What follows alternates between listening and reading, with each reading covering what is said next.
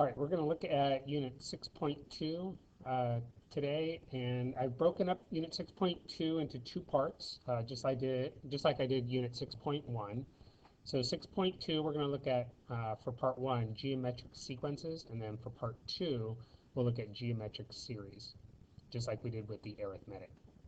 All right, so a geometric sequence is a sequence where between any two consecutive numbers, so two numbers that are right next to each other that are listed out, there's a common ratio. And so if we look at the general form of a sequence, A1, A2, A sub 3, A sub 4, and so on, to find the common ratio, we can take any term in the sequence and divide it by the term directly in front of it or to the left of it. So our basic formula is you could take that second term, A2, and divide it by the first term, A1. And you could take the A sub 3 term, the third term, and divide it by the second term, A sub 2. And those answers are going to be the same if it's geometric. And that, that answer, once you simplify it, is called the common ratio, or we also call it R. So that R value is the number that you're multiplying by to get from one term to the next. Now some people think, well, I can see it as I'm dividing by a number also. Well, you got to think dividing is just the opposite or the inverse of multiplication. So if you were dividing by 2, you're really multiplying it by a half. And so that pattern that we're looking for is what number are we multiplying by, not what we're dividing by. So let's go through each of these examples. Identify whether the following are geometric. Okay, now if it is geometric, we want to state what that common ratio is. What's the pattern? What are we multiplying by to get from one term to the next? Now some of them are really easy and you could see how do you get from one term to the next. And again, we're looking at what we're multiplying by. So on number 1, hopefully you can see, well, how do you get from 2? What do you have to multiply 2 by to get 6? Well, you have to multiply by 3.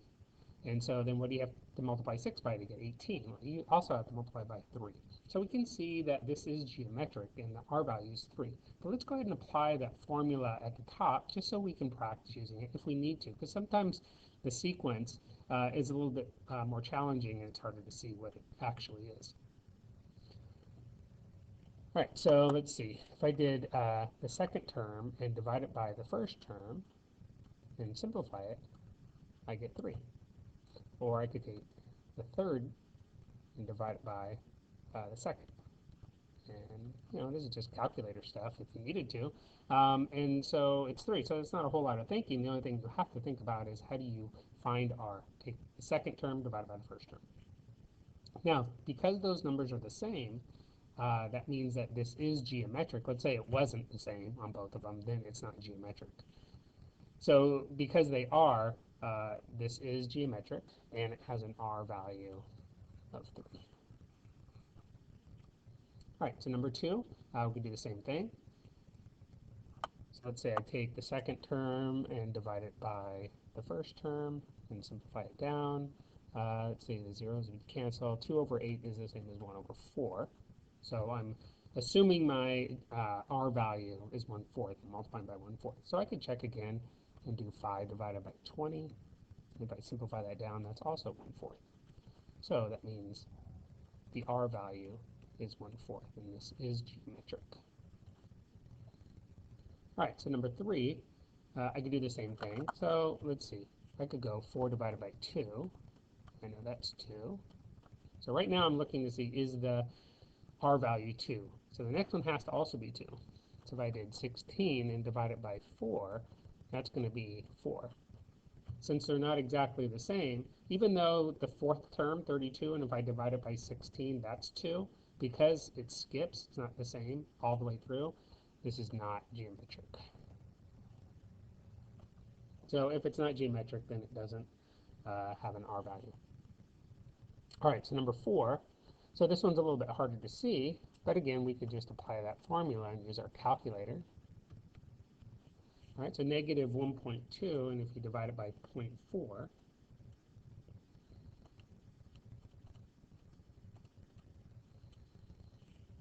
so you're going to get negative 3. And then I could do like negative positive 3.6 and divide it by negative 1.2. If you use your division key to check it. So it's also negative 3. Right? And I could keep going through all the way through. And so it does work. So r is negative 3. So this is geometric. All right, number 5. It says write the first 5 terms of the sequence given that it is geometric. So first 5 terms. So we know the first term they give us is 6. So we're going to start off with 6. Now, to get the second term, since they give us r, we can take that 6, the first term, and multiply it by r. So we're going to multiply it by 1/3. And if we do 6 times 1/3, that's going to get us 2. And then if we take 2 and multiply it by 1/3, so we're just multiplying each term by r to get the next term. So it's going to be 2/3. If we do 2/3 times 1/3, that's 2/9. And then 2/9 times 1/3, it's 2/27. All right, so there's our first 5 terms. All right, number 6, f of 1 is 4. That means that the first term is 4. And then f of 2 is 12. That means the second term is 12. So we know what the first 2 terms are. So here we want to find what r is. So we can see to get from 4 to 12, we'd have to multiply it by 3. So we're going to just keep multiplying by 3 each time, and then we'll get each term. So 12 times 3, that's going to be 36. And then 36 times 3, I believe that's 108.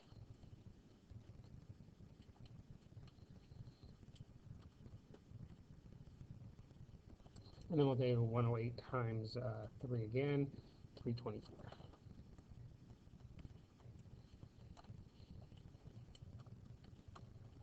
And let's do number 7.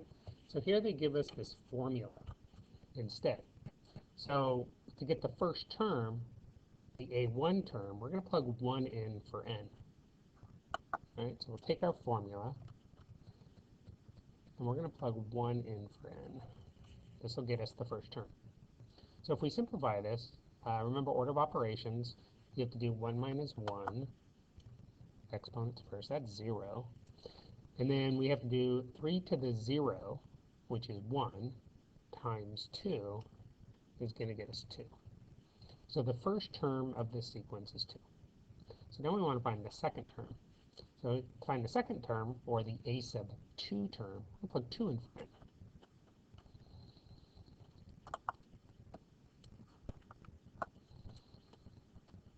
So 2 times 3 raised to the 2 minus 1 power. All right, order of operations, 2 minus 1 is 1. 3 to the first is 3, and then multiply by 2, that's going to get 6. So the second term is 6. Now, we could stop there and then continue the patterns, because you should know what it is. But let's keep going. We'll do one more. So now we want to find the third term. I'll plug 3 in. All right, 3 minus 1 is 2. 3 squared is 9 times 2 is 18. All right, so we can start to see what the pattern is. How are we getting from one term to the next? Well, we can see we're multiplying by 3. So that's the r value. So our pattern would be 2, 6, 18. We'll multiply 18 times 3. That's 54. And let's multiply it by 3 one more time. We get 5 terms, 162. So there's our first 5 terms. All right, given this sequence, number 8, 3, comma, blank, comma, 12, comma, 24, find f of 2. So that means find the second term. Well, we need to find 2 terms that are next to each other so we can find r. Well, to get from 12 to 24, we can see that we would have to multiply by 2. So that means that r is equal to 2. Well, now I can either work backwards to go from 12 to the term before it by dividing by 2, or since they do give us 3, we can multiply 3 by 2 and go forward. and we would get 6. So we can see that f of 2, or the second term, is 6.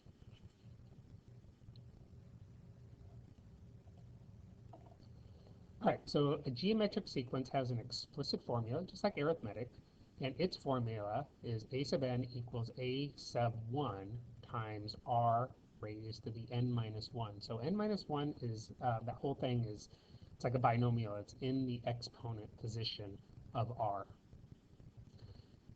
And then the a sub 1 is the first term. So we need to know the first term, and we need to know r, and then we can write an explicit formula.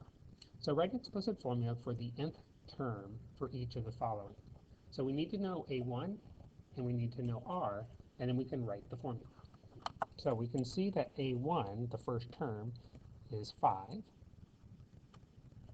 And r, to get from one term to the next, you should see that you'd have to multiply by 2, so r is 2. So given those two numbers, we can write our formula. A sub n equals 5 times 2 raised to the n minus 1. All right, and that's it. So let's go ahead and try number 10. Here our first term is 2, and then r, let's see, to get from one term to the next, so 2 times what would get you 1? Or take the second term, 1, divide it by the first term, 2. So 1 divided by 2 is half. So r is a half. You can see you're multiplying by half to get from one term to the next. So our explicit formula, a sub n equals our first term, 2, times r raised to the n minus 1. Now, the r value in the formula, I always like to put it in parentheses. If it's just a positive number, then it doesn't necessarily, like on number 9, that 2 wouldn't necessarily need to be in parentheses. You could just do 5 times 2 to the n minus 1 without the parentheses. But when r is a fraction or a negative number, you want to get in the habit of put it in parentheses. So regardless then, I always just put it in parentheses. It's just easier to see it. All right, so number 11, write an explicit formula, so just like we did before, and then we're going to use that formula to find the 10th term, so a sub 10. All right, so here our a1 term is 5, and then r is 6 over 5, 6/5. Okay, remember, just take the second term, divide by the first term. So our explicit formula is a sub n equals 5 times 6/5 raised to the n minus 1. Now we're going to go ahead and use that formula to find the 10th term. So let's find a sub 10. So wherever n is, we're just going to put a 10 there. Now you do want a calculator, right? Because these numbers get big or really small fast. And so the calculator is going to help you do all this stuff. Now, what I usually do is I actually just simplify the exponent straight away. So 10 minus 1, I just change that to a 9. And now I'll go ahead and use my calculator. You can use the parentheses too, because your calculators have parentheses and an exponent key. So 5 times 6/5, close the parentheses. Now I'm going to raise that exponent and 9, then hit equals. All right, so the decimal looks like it's going to be 25 point, we'll go, where are we going to go? Let's go 3 decimal places, that's fine. 7, 9, and then the 8 would go up to a 9. All right, so 25.799. All right, number 12, so same thing. A1 is 3. R, negative 9 divided by 3 is negative 3. So r is negative 3. So our explicit formula, 3 times negative 3 raised to the n minus 1. And then we'll go ahead and find a sub 10. So a sub 10 equals 3 times negative 3 to the 10 minus 1, which again will change to a 9. All right, so now be careful with this stuff because remember, order of operations, doesn't allow you to multiply first. You have to do exponents first. All right, so you can't do 3 times -3, make it -9, and then raise that to the 9th power. It's a different answer. You have to do the -3 to the 9th. Now, if your calculator allows you to put the whole thing in at once, like the way you see it, then do it that way. If it doesn't, then you have to use order of operations. You have to do the -3 to the 9th power first, then times 3. Right? That's your order that you have to put it in.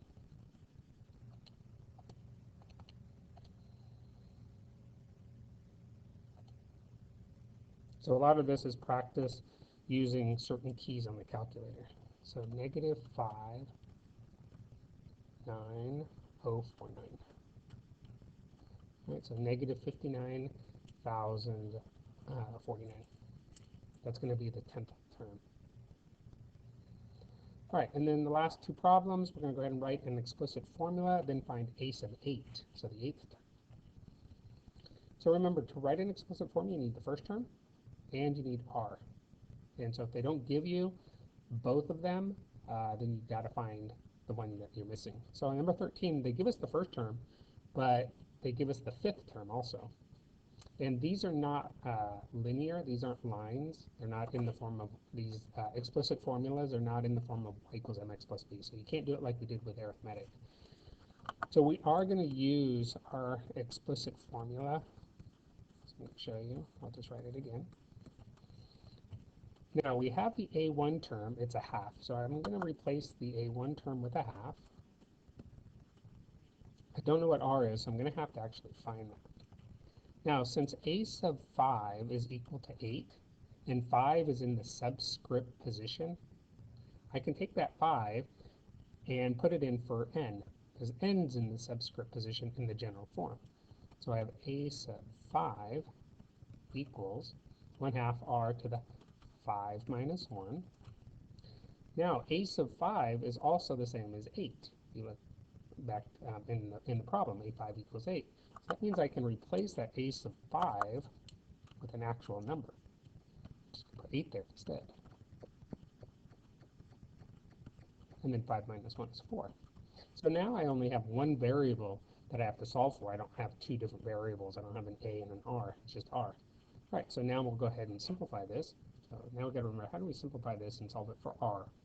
Well, what I'm going to do is go ahead and multiply both sides by the reciprocal of a half. That'll get rid of the 2 on both sides, or it'll get rid of the half. 2 times 8 is 16, r to the 4th. Now to get the r by itself, what I'm going to do is I'm going to fourth root both sides. Right, so this simplifies to just r. And then the 4th root of 16 is actually 2. Right, because 2 to the 4th power is 16. 2 times 2 times 2 times 2. So now that I know what r is, and I know what a1 is, I can take those two numbers and write my formula. So a sub n equals 1/2 times 2 to the n minus 1. There's the explicit formula. Now I'm going to use that to find a sub 8, because they want me to find what's the value of the 8th term. So again, 8 minus 1, I can change that to just 7, and then use my calculator. All right, so again, you can do 2 to the 7th if you want first, and then times a half. That's going to be 64. Or you could just type it in the way you see it, a half parentheses 2 raised to the 7th. Either way, you should get 64. All right, and then let's do 14, the last one. So here they give us the 4th term and r. 4th term and r. So 4 is a subscript, so that's n. a1 we don't know what it is, but we do know r, it's 3. And then n is in the subscript, or in the exponent also, minus 1. Now I can get rid of the a sub 4 because it's the same as 54.